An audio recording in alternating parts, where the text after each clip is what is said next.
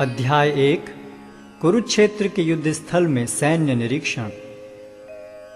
धृतराष्ट्र ने कहा, हे संजय, धर्मभूमि कुरुक्षेत्र में युद्ध की इच्छा से एकत्र हुए मेरे तथा पांडु के पुत्रों ने क्या किया? संजय ने कहा, हे राजन, पांडु पुत्रों द्वारा सेना की व्यूह रचना देखकर राजा दुर्योधन अपने गुरु के पास गया और उसने ये शब्द कहे, हे आचार्य, पांडु पुत्रों की विशाल सेना को देखें, जिसे आपके बुद्धिमान शिष्य द्रुपद के पुत्र ने इतने कौशल से व्यवस्थित किया है।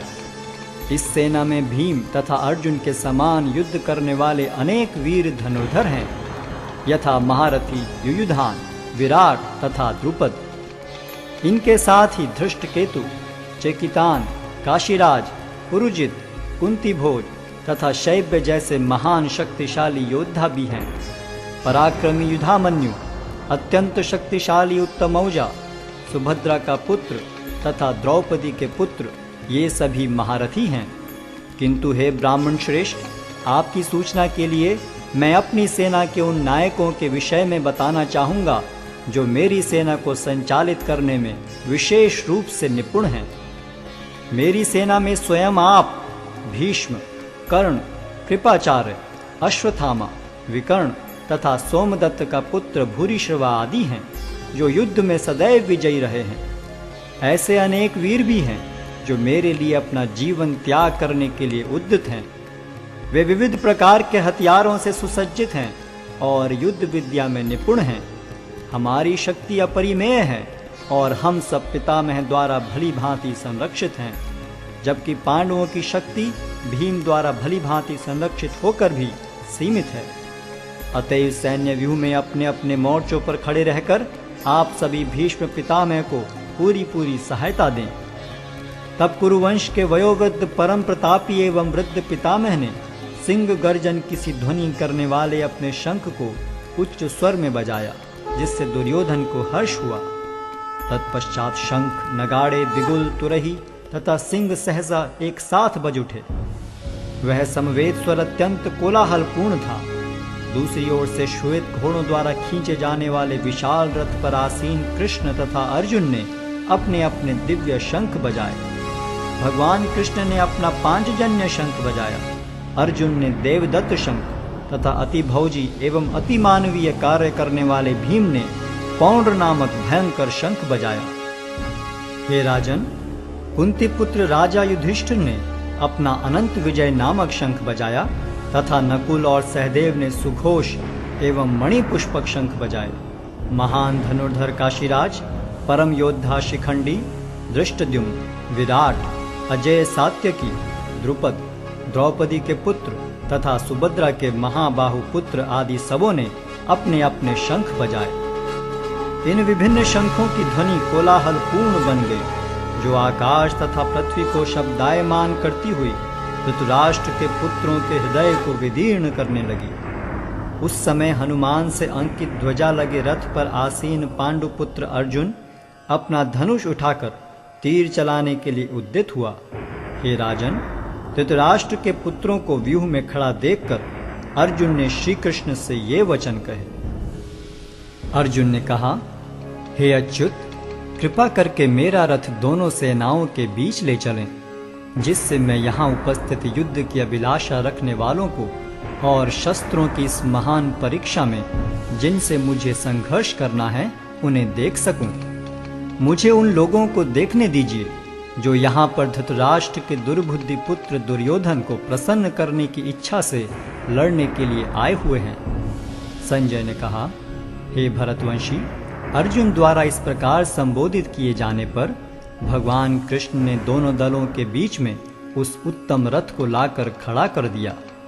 भीष्म, द्रोण तथा विश्व भर के अन्य समस्त राजाओं के सामने भगवान ने कहा कि हे पार्थ, यहाँ पर एकत्र सारे कुरुओं को देखो। अर्जुन ने वहाँ पर दोनों पक्षों की सेनाओं के मध्य में अपने चाचा ताऊओं, पितामहों, गुरुओं, मामाओं, भाइयों, पुत्रों, पौत्रों, मित्रों, ससुरों और शुभ चिंतकों को भी देखा। जब कुंती पुत्र अर्जुन ने मित्रों तथा संबंधियों की इन विभिन्न श्रेणियों को देखा तो वह करुणा से अभिभूत हो गया और इस प्रकार बोला। अर्जुन ने कहा, हे कृष्ण, इस प्रकार युद्ध की इच्छा रखने वाले अपने मित्रों तथा संबंधियों को अपने समक्ष उपस्थित देखकर मेरे शरीर के अंग कांप रहे हैं और मेरा मुख सूखा जा रहा है। मेरा सारा शरीर कांप रहा है, मेरे रोंगटे खड़े हो रहे हैं, मेरा गांडीव धनुष मेरे हाथ से सरक रहा है और मेरी त्वचा जल रही है।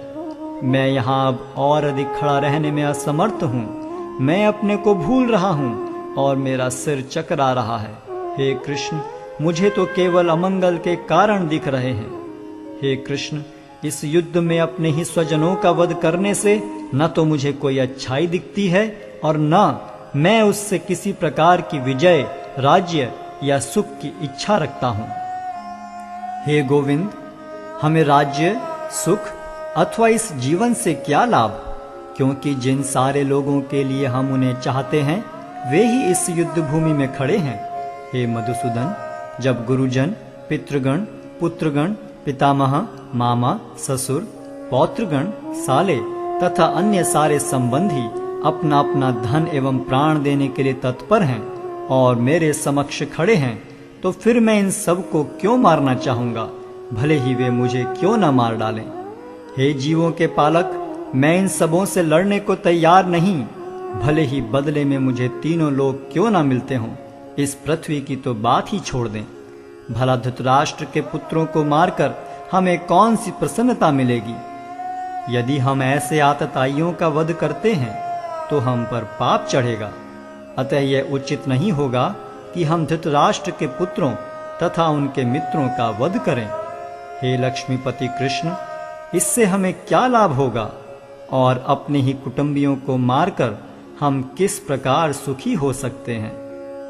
हे जनार्दन, यद्यपि लोक से अभिभूत चित्त वाले ये लोग अपने परिवार को मारने या अपने मित्रों से द्रोह करने में कोई दोष नहीं देखते, किंतु हम लोग जो परिवार के विनष्ट करने में अपराध देख सकते हैं, ऐसे पाप कर्मों में क्यों प्रवृत्त हों।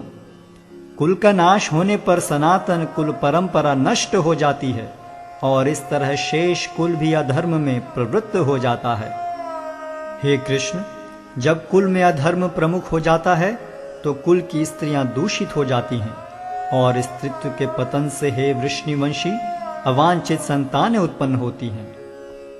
अवांछित संतानों की वृद्धि से निश्चय ही परिवार के लिए तथा पारिवारिक परंपरा को विनष्ट करने वालों के लिए नारकीय जीवन उत्पन्न होता है।